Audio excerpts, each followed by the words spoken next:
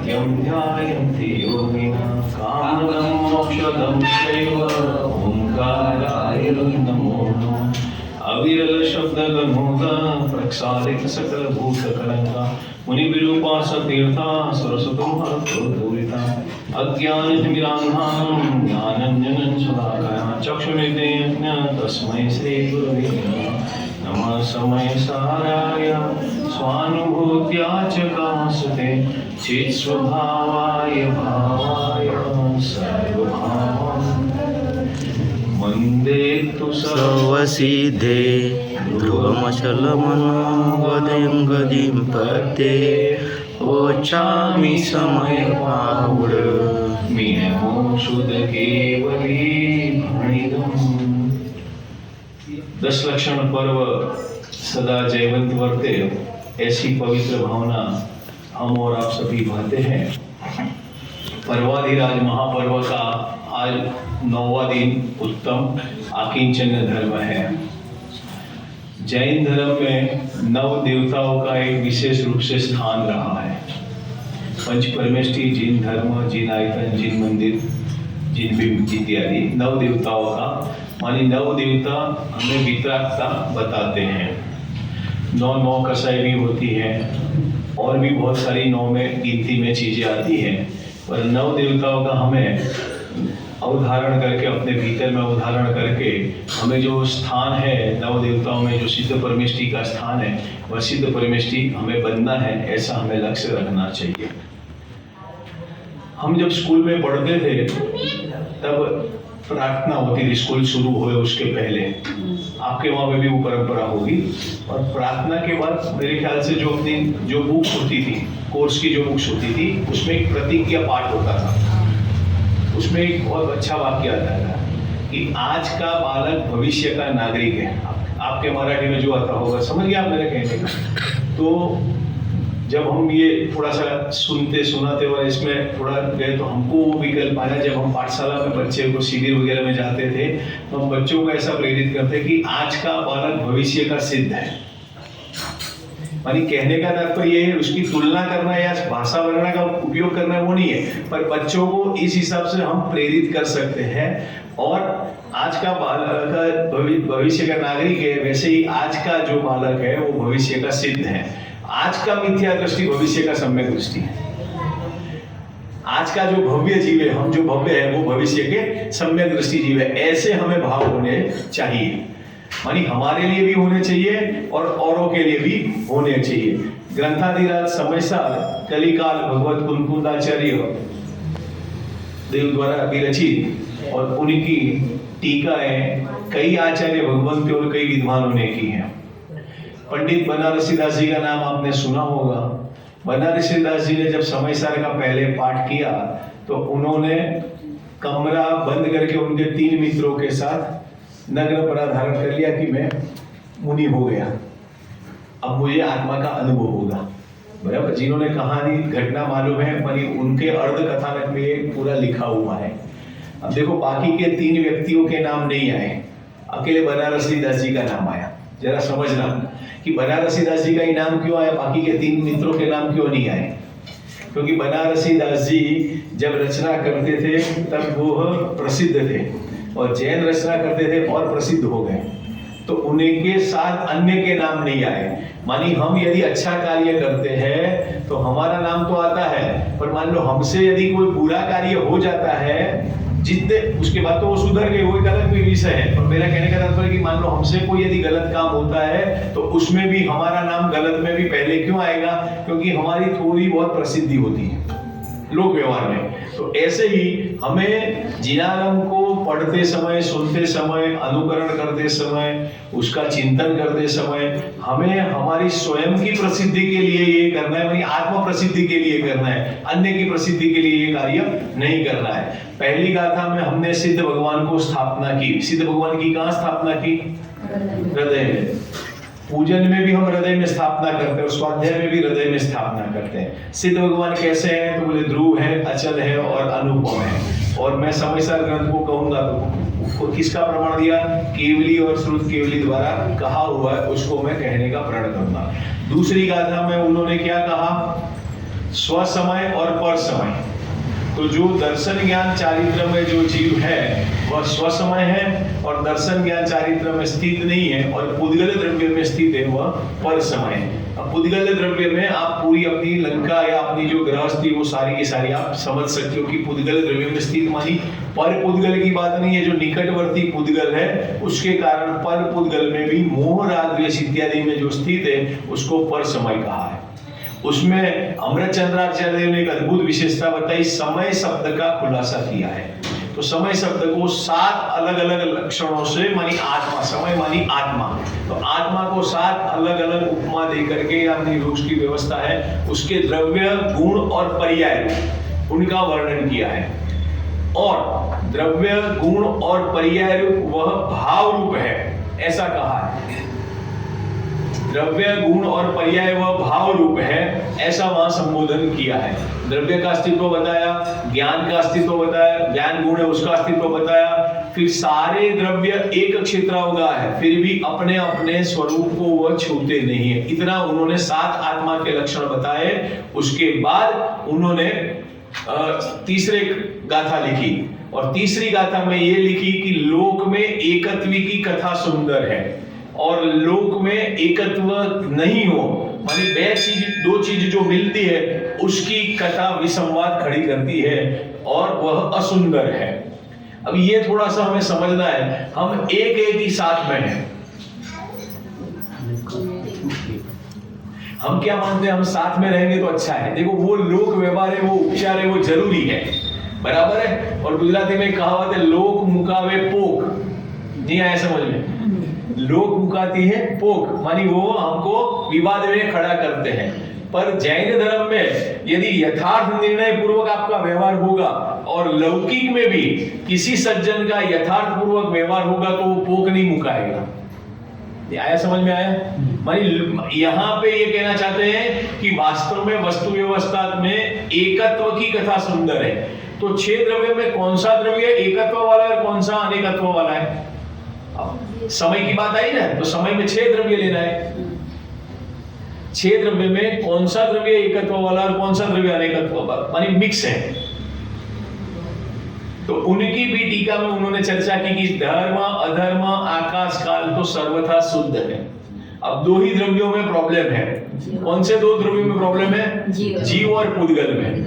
तो जीव एक में है कि पुद्गल एक में है? थोड़ा कंफ्यूजन होगा। पुद्गल एक में है या नहीं है, या जीव अकेला ही एक में है?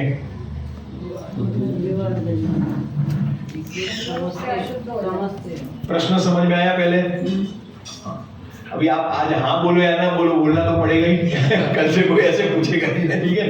पर फिर से जीव है वह एक में होता है कि पुद्गल भी एक में होता है? स्वतंत्र है। जीव और पुद्गल एक अपेक्षा से एक में होते हैं, एक क्षेत्रावगा होने पर भी एक में होते हैं, ऐसा व्यवहार से कहा जाता है। पर वस्तु व्यवस्था में एक में होते हुए भी आज तक पुद्गल का एक अंश मात्र भी मेरे में प्रवेश नहीं हुआ है, और जीव का एक अंश मात्र भी पुद्गल को प्रवेश नहीं हुआ है। ये जैन धर्म कहता है। अब उसको अन्य धर्म के साथ तुलना करें। हिंदू धर्म में क्या कहता है कि आत्मा अमर है और पंचभूत तत्वों में शरीर विलीन हो जाता है, बराबर। फिर दूसरा धर्म है उसमें क्या कहते हैं, आत्मा परम ज्योति में लीन होती है, या फिर ऐसे होता है। मानी वो लोग आत्मा को तो स्वीकार करते हैं कि नहीं करते हैं? करते हैं। अपन अन्य मत की बात करने के लिए नहीं कह रहे, पर हमें जीव की महिमा आनी चाहिए। अब उदाहरण के तौर पे बहुत ही स्थूल उदाहरण है पर गंभीरता से समझने लायक है कि जैसे आप मुझे जानते हो तो अभी कौन से द्रव्य से जान रहे हो? 4 तो हट गए, जीव और पुद्गल 2 ही है। अब 2 में हम समान मानी एक रूप होके जानते हैं कि उस समय अलग होके जानते हैं, वो अभी अपने को प्रैक्टिकल करना है। उदाहरण एक देशी लेना समझने के लिए। क्या कहा, आप मुझे अभी जान रहे हो तो जीव रूप जान रहे हो कि पुद्गल रूप जान रहे हो? प्रदीप प्रवीण जी, पुद्गल रूप जान रहे हो, बहुत बढ़िया, उत्तर गलत नहीं है, समझना। अब मान लो मेरी यहां से देह यहीं रहती है, मानी छूट जाती है और आत्मा चला जाता है, बराबर, सबका ये होता है ना, संसार वैसा है। तो उस समय आप उस समय देह के साथ जानते हो कि उस समय अलग जानते हो? नहीं आया समझ में? हो जाएंगे ना। बराबर। तो वास्तव में हमारे संयोग में अभी है, पुद्गल है, फिर भी हम ऋषभ को कैसे जानते हैं? पहले हमारी चर्म चक्षु से हम एक में एक जानते हैं, पर उस समय भी हम उसको जीव मुख्यता से जानते हैं और पुद्गल के गौणता रूप से जानते हैं। और हमारा लौकिक प्रयोजन होता है तो पुद्गल को मुख्य जानते हैं, जीव को गौण नहीं। लौकिक में भी जीव को ही मुख्य करते हैं। और जीव का जब वियोग होता है, पुद्गल का जब वियोग होता है, तब आप उसको देखोगे तो हाँ, उस समय भी हमने जीव और पुद्गल को भिन्न जाना है। फिर से समझना, जरा उसको सोचना थोड़ा। मैंने थोड़ा सा संकेत किया है, हो सकता है मेरे संकेत करने में आपको भाव भाषण नहीं हो रहा हो, पर इसको 2-3 बार सोचोगे तो ये उदाहरण में समझ में आएगा। मानी संयोग के साथ है, तब भी हम जीव को न्यारा ही मानते हैं, और संयोग के साथ नहीं है तब भी हम जीव को न्यारा ही मानते हैं।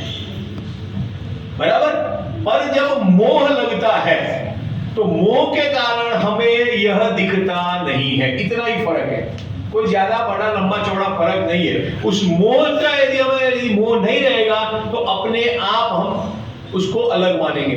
कोई मरण सन्मुख सीनियर सिटीजन या कोई छोटा बच्चा है, कोई बीमारी में वो पड़ा है, तो अब हम उसको उपदेश देते तो क्या उपदेश देते कि शरीर छोड़ने लायक है, ये है वो है, बराबर है कि नहीं? तो क्यों उसको तो नहीं पता है, पर आपको तो पता है कि नहीं है?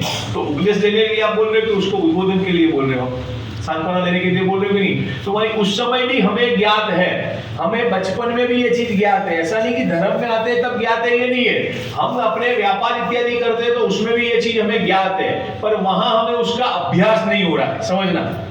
और जिन मार्ग में हम आते हैं तो हमें ये सट आवश्यक रूप से अभ्यास होता है कि देह और शरीर भिन्न, अरे आत्मा और देह भिन्न है, यही प्रैक्टिकल करना है।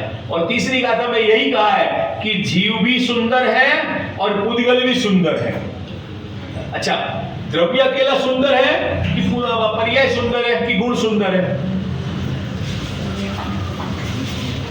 नहीं आया समझ में? जीव जो 6 द्रव्य है वो द्रव्य वाले भी होते हैं, गुण वाले होते हैं, पर्याय वाले होते हैं, बराबर। तो आपने जीव द्रव्य को शुद्ध कहा, तो जीव द्रव्य को शुद्ध कहा, तो जीव गुण को शुद्ध कहा कि नहीं कहा? जीव की जो पर्याय हो रही उसको शुद्ध कहा कि नहीं कहा? वैसे ही पुद्गल की जो पर्याय है, पुद्गल का द्रव्य है और पुद्गल स्वयं की गुण है, वह सब भी शुद्ध ही है। अब दोनों एक क्षेत्रावगा होते हैं, कुछ क्रियाएं मिलती जुलती होती है, उनमें भी क्रियावर्ती शक्ति है, यहाँ पे भी क्रियावर्ती शक्ति है, कुछ क्रियाएं साथ में हो रही है, तो हमारा मोह के कारण हमें मैं कर रहा हूं ऐसा लगता है, तो वह सुंदरता असुंदरता में चली जाती है, वह सुंदरता विसंवाद में चली जाती है। इतना ही तीसरी गाथा में कहा है। पर वह समझना हमारे लिए क्यों जरूरी है कि जब तक हम शरीर को अपना मानते हैं तब तक ये फॉर्मूला लगेगा। देखो 24 घंटे में हम ईमानदारी से समझना, शरीर को अपना कितनी देर मानते हैं? कंटिन्यू मानते हैं। फिर से कुछ प्रश्न ऐसे होते सोचने पे मजबूरी हो जाती है। मैं मेरे घर में मेरी श्रीमती जी से कई बार ऐसे डिस्कस करता हूँ कि तुम मुझे कितना जानती हो।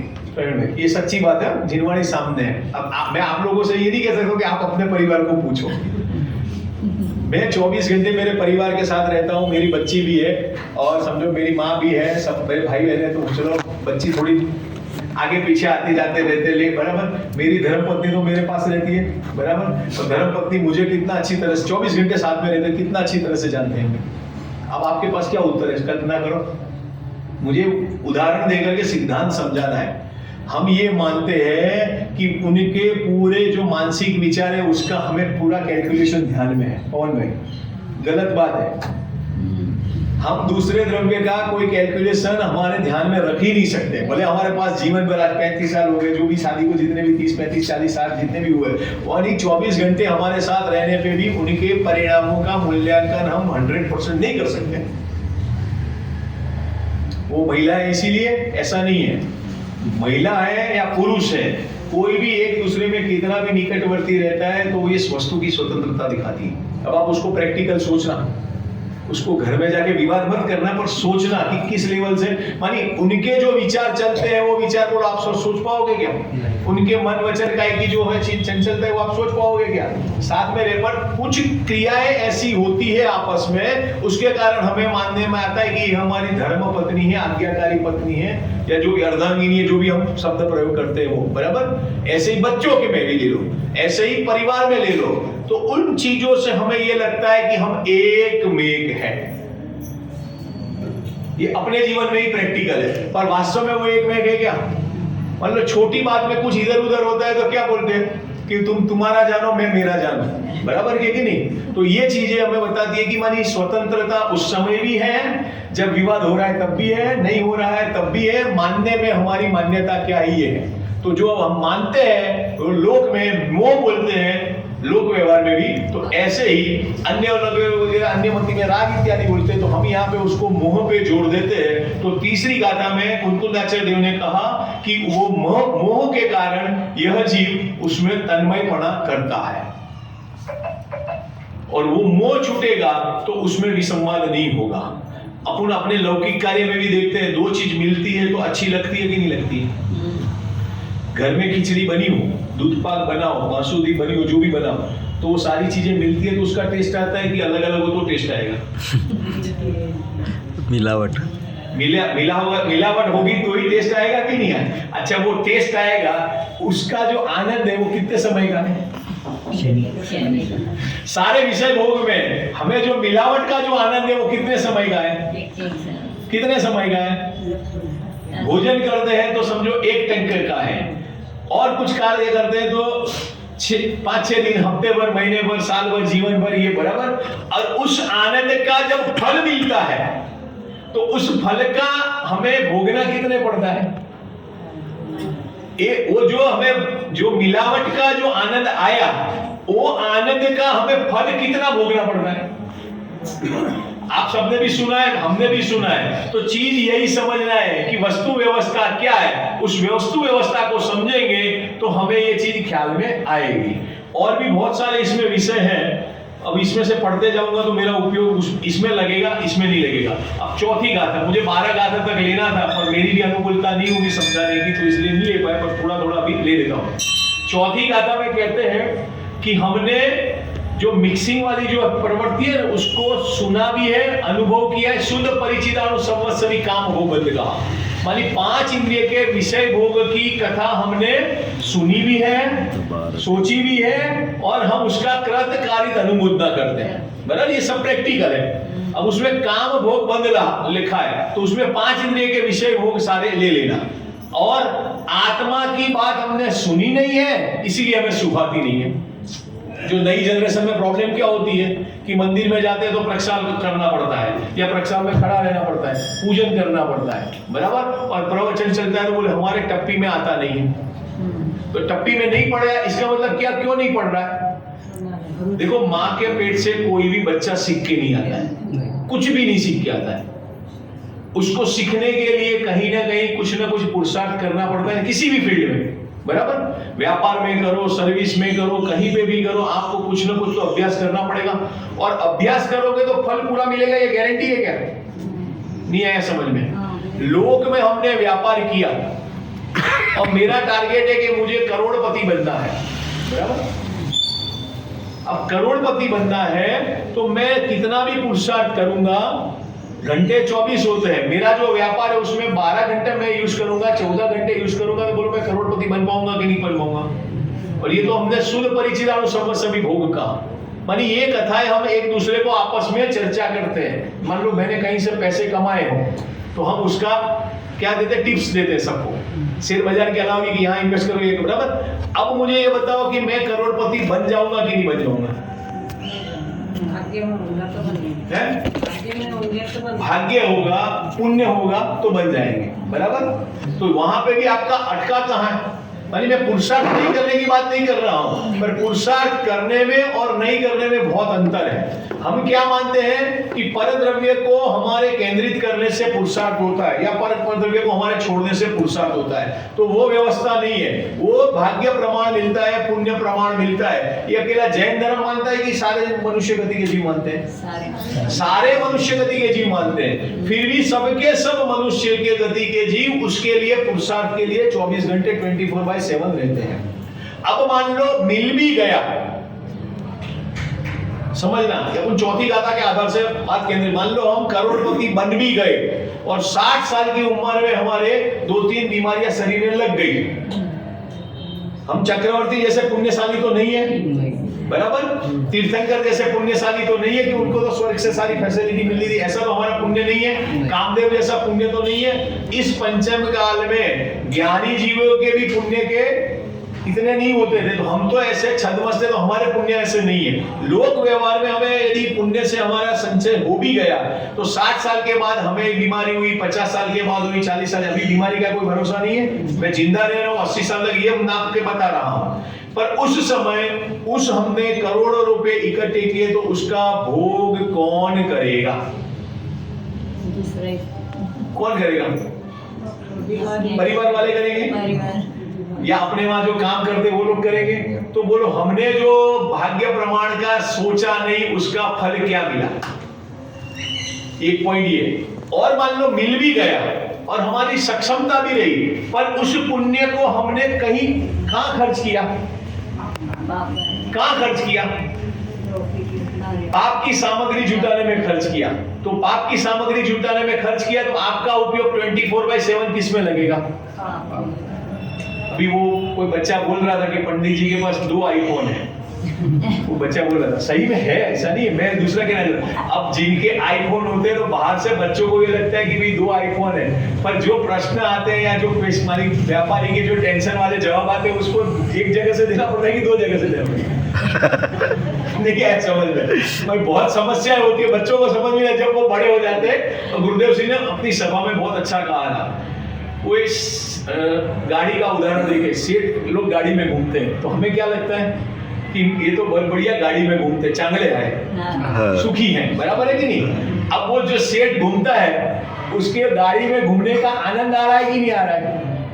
मान लो आपके पास लग्जरियस गाड़ी हो गई हो, जब समझना जरा, और अब आप शुरू के 2-3 महीने तो आपको अच्छा आनंद आएगा, बराबर? फिर आप घूमने जाओ तो उस समय आपको गाड़ी में बैठे हुए जो ड्राइवर आनंद ले रहा है, आपने सैलरी दे रहे हो, वो जो आनंद ले रहा है, वो आनंद आपको आएगा कि नहीं आएगा? क्यों नहीं आएगा?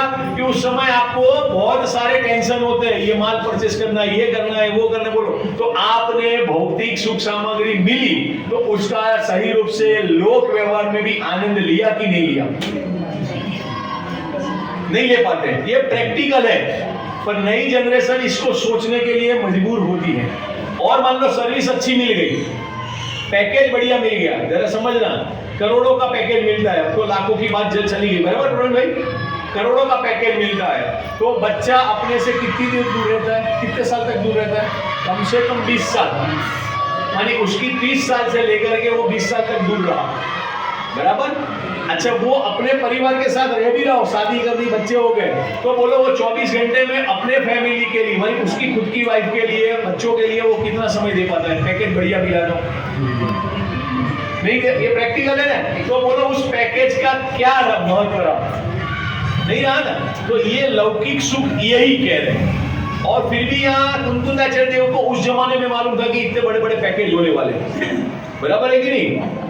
तो उस समय तो पैकेज नहीं दे, पर उनको ये भविष्य में ज्ञान था कि ऐसा होगा, तो उन्होंने कहा कि ये जो लोक व्यवहार की जो गृहस्थी की चर्चा है या सारी चीजें हैं, उसको हमने सुना भी है, परिचित भी है और अनुभव भी है, और हम परस्पर इसका क्या करते हैं? आचार्यत्व करते हैं। ये बहुत बढ़िया शब्द लिखा है उन्होंने, परस्पर आचार्यत्व करते हैं। इसका मतलब क्या है कि नहीं, मैं अच्छा जानता हूं, तुम ऐसा समझो, मैं अच्छा जानता हूं, तुम ऐसा समझो।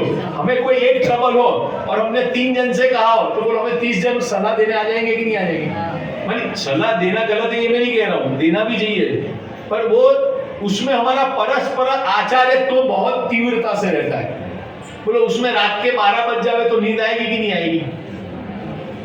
नहीं आया समझ में? और स्वाध्याय करते करते 1 घंटे का 1.25 घंटा हो गया तो उसमें आचार्य तो करने जाते हैं तो बोले नहीं ये पंडित जी आप मंदिर तक ही सीमित रखो, घर पे नहीं ले जाना इसको। इसीलिए हमारी रुचि नहीं बढ़ती।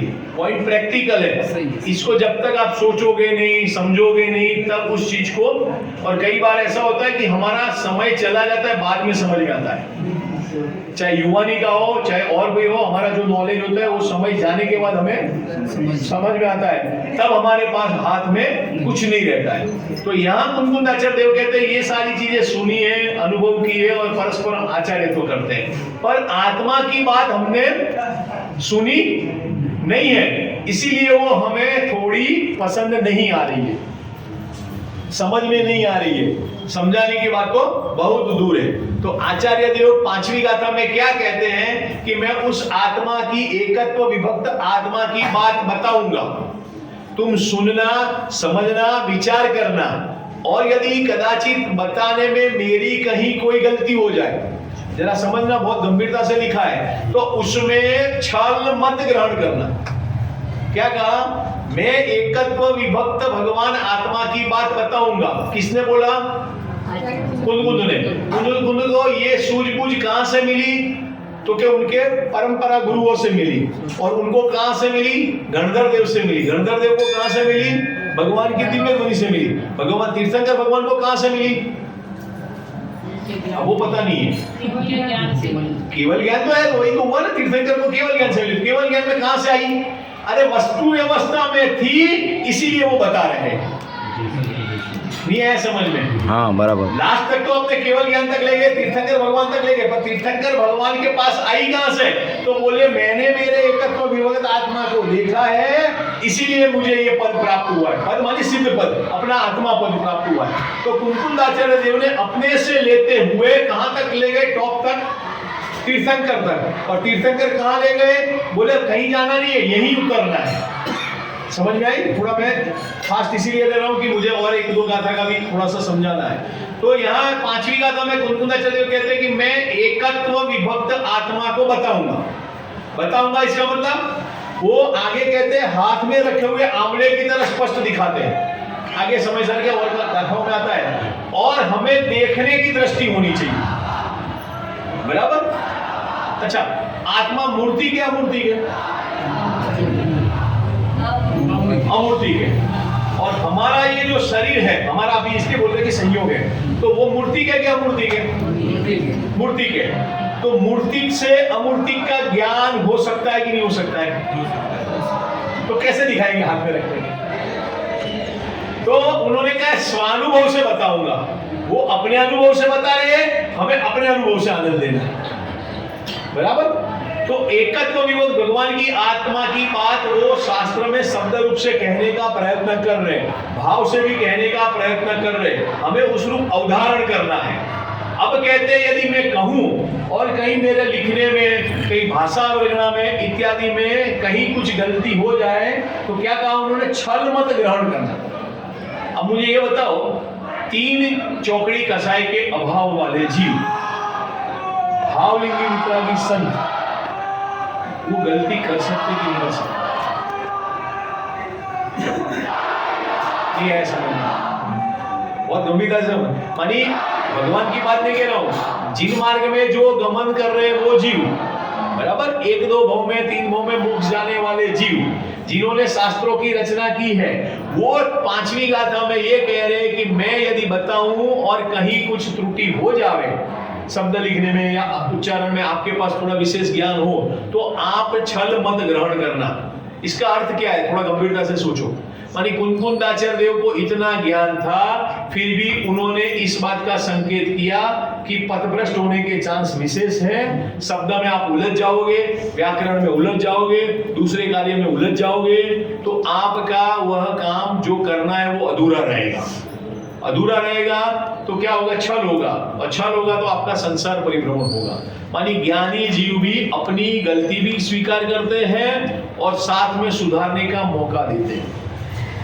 मानी गुरुदेव जी ने बहुत बढ़िया उसमें खुलासा किया है कि यह जीव अपनी गलती स्वीकार करता है, वह सबसे ज्यादा ईमानदार है किसी भी क्षेत्र में। न्याय में भी यही कहा कि हमें हमारी गलती की कबूलात हो जाती है, वो करते हैं। अच्छा, ज्ञानी जीव ये जो लिखे हैं अपनी गलती की नहीं है उन्होंने, समझना, पर मान लो ये कह रहे हैं तो किन के लिए कह रहे हैं भाई साहब? ज्ञानी के लिए कह रहे हैं कि अज्ञानी के लिए? अज्ञानी के लिए कह रहे हैं कि अज्ञानी जीव छल कौन ग्रहण करेगा सतीश भाई? ज्ञानी करेगा कि अज्ञानी? ज्ञानी जीव भाषा विवरण में लिख रहे गाथा और कह रहे कि आप छल मत ग्रहण करना। आप मानी कौन? हमारे जैसे अबुद्ध जीव, बराबर। अब समझना, ज्ञानी जीव छल ग्रहण करने के लिए नहीं कह रहे, पर छल यदि तुम ग्रहण करते तो अज्ञानी के लिए कह रहे हैं, बराबर। अब अज्ञानी जीव छल करता है तो कबूल करता है कि नहीं करता है? नहीं आया, समझ में नहीं आया अभी। हम गलती करते हैं, हम अज्ञानी हैं, तो छल ग्रहण करते हैं कि नहीं करते? नहीं करते हैं। और ज्ञानी जीव करते नहीं है, फिर भी कहते हैं कदाचित तुम पथभ्रष्ट हो जाओ तो तुम जिन मार्ग को छोड़ना नहीं। उपदेश किसके लिए दिया जाता है? ऊपर चढ़ने के लिए दिया जाता है कि नीचे चढ़ने के लिए दिया जाता है? ऊपर चढ़ने के लिए। मैंने एक उदाहरण दिया था, कौन सा दिया था? टोडरमल जी का शुभम नाम है ना? हाँ, आपका नाम पीछे? ऋषिकेश। चलो, राशि सही है। मिश्री होती है ना, मिश्री मराठी में क्या सांगे तुम्हें? खड़ी सागर, हाँ भूल गए, बराबर। मिश्री होती है और गधा होता है। गधा भी पंचेंद्रीय मनुष्य होता है, जीव होता है, तिर्य गति का जीव होता है। और मनुष्य अपने जैसे मनुष्य, खड़ी साकर गधा खावे तो वो मर जाता है, ऐसा उदाहरण दिया है। हम उन्हें प्रैक्टिकल नहीं कर रहे हैं क्योंकि पाप लगेगा संगीत पंचेंद्रीय मन, बराबर। और वो मर जावे तो हमें स्वयं को अपने रोजिंदे जीवन में खड़ी साकर खाना से डर लग जाए कि हम मर जाएंगे, तो बोलो ये प्रैक्टिकल है या नहीं है? नहीं है ना? उदाहरण समझ में आया पहला? अब उसका थोड़ा पूरे दिन भर आप दुकान चालू है ना, आप सोचना जहां पे भी प्रोफेशन में, फिर जो प्रवीण जी है ये सब है उनसे आप पूछना कि कहना क्या चाहते हैं। यानी उपदेश हमेशा ऊपर के लिए दिया जाता है, नीचे उतरने के लिए नहीं दिया जाता है। पंडित टोडरमल जी ने शायद 8वें अधिकार में या 7वें अधिकार में अंत में बहुत अच्छा बताया है कि असंगी पंचेंद्रिय तक, उदाहरण बहुत बढ़िया लिया, असंगी पंचेंद्रिय जीव को तो तक तो इसको पुरुषार्थ करे तो समझ में नहीं आने वाला है। उसके लिए उन्होंने दिया है, एक तरैया होता है, वो पानी में डूब जाता है और वो जिसको तैरना नहीं आता वो पानी में डूब जाता है, ऐसा दिया है, बराबर। और मझधार में बहता है तो वो कितने भी हाथ पैर हिलाएगा तो वो मझधार से, मानी बीच समंदर में या बीच तालाब में या बीच नदी में से वो बाहर आ जाएगा कि नहीं आएगा? नहीं आएगा। अब वही जीव जिसको तैरना नहीं आता है वो किनारे पे है, शैलो पानी में है, और वो हाथ पैर मारेगा तो बाहर आने के चांस है कि नहीं है? ऐसे ही असंगी पंचेंद्रिय तक इस जीव को मझधार में पड़ा हुआ है, वो अनंत संसार में पड़ा है, वहां उसके लिए कोई साधन, कोई फैसिलिटी, कोई फीचर्स नहीं है। और संगी पंचेंद्रिय को हमारे लिए ये नजदीक है। अब यहाँ क्या करना है? 2-4 हाथ मारने हैं, प्रैक्टिस नहीं हो तो भी हम बाहर निकल सकते हैं। तो ये यहाँ कह रहे हैं कि यदि ज्ञानी जीव कहें, और उनकी भाषा वर्णना में टोडरमल जी ने भी इसका शास्त्र कथन पद्धति में बहुत अच्छा प्रथम अधिकार में खुलासा किया है कि लिखने की क्यों आवश्यकता पड़ी, लिखने का क्या उचित है, बड़े बड़े ग्रंथ हैं, तो इन सब को इन्होंने 5वीं गाथा में कहा है। मानी ज्ञानी जीव की सरलता देख करके हम अज्ञानी जीव की असरलता को छोड़ते हुए हमें ज्ञानी के मार्ग में चलना चाहिए, और कदाचित हमें थोड़ा विशेष नॉलेज हो तो उसको इसके साथ मिलान करके काम करना चाहिए। ऐसे कह करके उन्होंने 5वीं गाथा में समय सार ग्रंथ की प्रतिज्ञा की है। अब 6ठी गाथा में क्या कहता है कि ठीक है, अब वो समय सार कैसा है? समय सार नहीं, समय कैसा है? अब समय मानी आत्मा, समय सार मानी पूर्ण सिद्धात्मा हो गया। तो वो कहते हैं प्रमत्त भी नहीं है और अप्रमत्त भी नहीं है।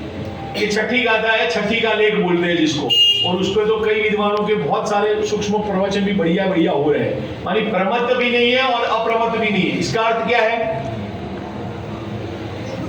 देसी भाषा में, कुछ सादी भाषा में, आत्मा बंधा हुआ भी नहीं है और खुला भी नहीं है। तो फिर क्या करना है?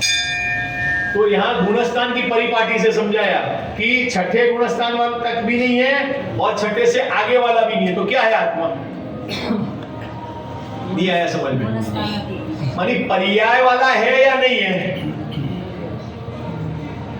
तो बोले आत्मा त्रिकाल शुद्ध है। पर्याय से देखोगे तो आपको अशुद्धता दिखेगी। गुणस्थान वाला दिखेगा, मानना स्थान वाला दिखेगा, जीव समास वाला दिखेगा, संगी पंचेंद्रिय दिखेगा, 2 इंद्रिय दिखेगा, 3 इंद्रिय दिखेगा, ये सब दिखेगा। आत्मा तो आत्मा ही है, बराबर। आत्मा तो आत्मा ही है, मानी બધા ભગવાન છે और બધા भगवान था, मानी सब भगवान है। ऐसा जैन धर्म के अलावा और कहीं पे भी वस्तु व्यवस्था नहीं है। और सब भगवान है इसका मतलब क्या है? अभी हम स्वभाव से भगवान है तो ही हम पर्याय से भगवान बन सकते हैं। ऐसा उन्होंने छठी गाथा में हमें सीट बेल्ट बंधवाया है कि आप पहले सोचो, मैं प्रमत्त भी नहीं हूं और अप्रमत्त भी नहीं हूं, मानी मैं गुणस्थान वाला भी नहीं हूं और गुणस्थानों से पार भी नहीं हूं। मानी प्रमत्त का 1 से 6 तक प्रमत्त है, बराबर है ना, और आगे जाओ तो अप्रमत्त से 14वें गुणस्थान तक। अब इसमें पहले नंबर का गुणस्थान कौन सा है? मिथ्यात्व गुणस्थान, बराबर। तो उसमें हम है या नहीं है? समय सर का अध्ययन करना है और यहां तक उन्होंने प्रण दिलवाया है, तो मैं मिथ्या दृष्टि भी नहीं हूं, मैं सम्यक दृष्टि भी नहीं हूं, मैं संसारी भी नहीं हूं, मैं सिद्ध भी नहीं हूं। ऐसा निर्णय करके मैं मात्र आत्मा हूं। अब वो आत्मा हमें समझ में आएगा, ऐसा छठी गाथा में उन्होंने प्रण किया है। इस प्रकार उन्होंने छठी गाथा में, 7वीं गाथा में उन्होंने क्या कहा?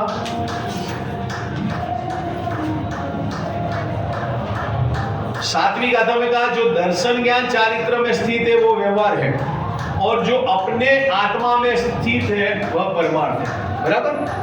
देखो आगे कहा कि जो दर्शन ज्ञान चारित्र में स्थित है वो स्वसमय है, और यहाँ कहा दर्शन ज्ञान चारित्र में स्थित है वो व्यवहार है, और जो आत्मा में स्थित है वो निश्चय है। दूसरी गाथा में स्वसमय पर समय में, स्वसमय में कहा दर्शन ज्ञान चारित्र में स्थित है वो आत्मा है, और 7वें नंबर की गाथा में क्या कहा? अब यह जीव समय चार को सुनने के कैपेसिटी वाला हो गया।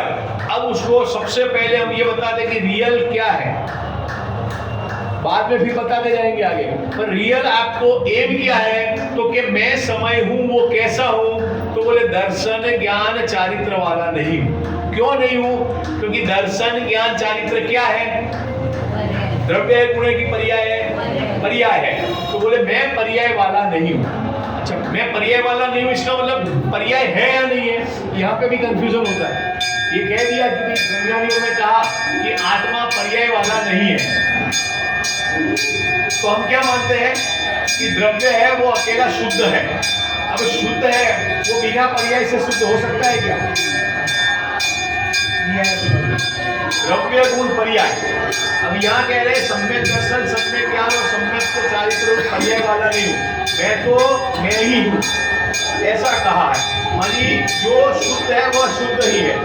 तो वो शुद्ध में जब हम अनुभव करते हैं, निर्विकल्प दशा करते हैं, थोड़ा बहुत चिंतन में लाते हैं, थोड़ा बहुत विकल्प में लाते हैं, तब द्रव्य गुण पर्याय को एक मानना है। नहीं आया समझ? मानी पर्याय तो है, पर पर्याय रूप मेरा अस्तित्व नहीं है। वो उन्होंने छठी गाथा में प्रण दिलवा दिया कि प्रमत्त भी नहीं हूं और अप्रमत्त भी नहीं हूं। ऐसे उन्होंने प्रण दिलवाया, 7वीं गाथा में उत्तर दिया कि यह जो पर्याय वाला है वह नहीं हूं। पर्याय मय होना अलग बात है और पर्याय वाला कहना अलग बात है। जैसे मुझे आप पूछो कि आप कहाँ के हो, तो मैं क्या उत्तर दूंगा? मैं अहमदाबाद वाला हूँ, बराबर। आपसे मैं पूछूं आप कहाँ के हो, तो आप चिखली वाले हो, बराबर। तो जो वाला लग गया वो पर्याय वाला हो गया। बाबू भाई उसमें बहुत अच्छी तरह से समझाते हैं कि ये वाला लगाने से भले हमने उस जगह को छोड़ दिया, पर वहां का हमारा ममत्व को पड़ा रहता है। तो पर्याय वाला मैं नहीं हूँ, तो कैसा हूँ? तो मैं त्रिकाली शुद्ध ही हूँ। अब शुद्ध का अनुभव करेंगे तो हमें पर्याय में प्रकट होगा कि पर्याय वाला होने से हमें पर्याय प्रकट होगी। या अशुद्ध पर्याय लेना ही नहीं है, विकारी पर्याय भी नहीं लेना है। शुद्ध पर्याय जो दर्शन ज्ञान चारित्र रूप है उसको भी यहाँ पे निषेध किया है। क्यों किया है? कि वो एक समय की होती है, पर्याय एक समय की होती है, चाहे अच्छी पर्याय मानी शुद्ध पर्याय, चाहे अशुद्ध पर्याय। तो यहाँ अशुद्ध पर्याय को गौण करके शुद्ध पर्याय वह एक समय की होती है और आत्मा एक समय का नहीं होता है, ऐसा इन्होंने यहाँ पे बताया। अच्छा, एक समय में अनंत गुण वाला, अनंत पर्याय वाला परमात्मा ख्याल में आता है कि नहीं आता है? सतीश भाई क्या कहा मैंने? एक समय में जो ज्ञानी जीव है, जो भगवान बन गए हैं अरिहंत तौर से, बराबर, उनको एक समय में अनंत गुण और अनंतानंत पर्याय वाला परमात्मा मैं हूं ऐसा ख्याल में आता है कि नहीं आता है? तो एक समय की वैल्यू है कि वो स्वभाव की वैल्यू है, ये कहना चाहते हैं। समझ में आया बात? लास्ट फिर से दोहरा रहा हूं। एक समय में अनंत गुण और अनंत पर्याय वाला मैं त्रिकाली ध्रुव आत्मा हूं ऐसा ज्ञानी को ख्याल में आता है, बराबर। अब परमात्मा है, वो जो परमात्मा में जो उनकी पर्याय चलने वाली है निरंतर धारा रूप वैसी की वैसी, तो वो तो अनंत पर्याय है, अनादि अनंत पर्याय है, अरे सॉरी सादी अनंत पर्याय है। तो हमें एक समय की पर्याय की महिमा आनी चाहिए कि जो वस्तु स्वभाव की उसकी आनी चाहिए? तो बोले हमें पर्याय की महिमा आती है, इसीलिए हमें परमात्मा ख्याल में नहीं आता है। मानी पर्याय यहाँ कौन सी ली है? दर्शन ज्ञान चारित्र में स्थित है वह पर्याय है। ऐसे करके उन्होंने 7वीं गाथा में, फिर 8वीं 9वीं 10वीं 11वीं 12वीं में भी इस प्रकार से समझाया है। और 8वीं गाथा में कहते हैं कि कभी आप ऐसा कहते हो, कभी आप ऐसा कहते हो, कभी बोले दर्शन ज्ञान चारित्र वाला कहते हो, कभी कहते हो ये नहीं है, तो क्या समझना? तो उन्होंने कहा अनार्य भाषा को समझाने के लिए अनार्य भाषा का प्रयोग किया जाता है, पर अनार्य होना नहीं है। मलेच्छ भाषा को समझाने के लिए मलेच्छ बोलना पड़ता है, पर मलेच्छ होना नहीं है, ऐसे करके कहा। और आगे की गाथाओं में बहुत अच्छा उन्होंने स्पष्टीकरण किया है। सब लोग निजी स्वाध्याय करें और समय सार में अपने त्रिकाली ध्रुव आत्मा को प्राप्त करें, ऐसी भावना से ओम नमः शिवाय।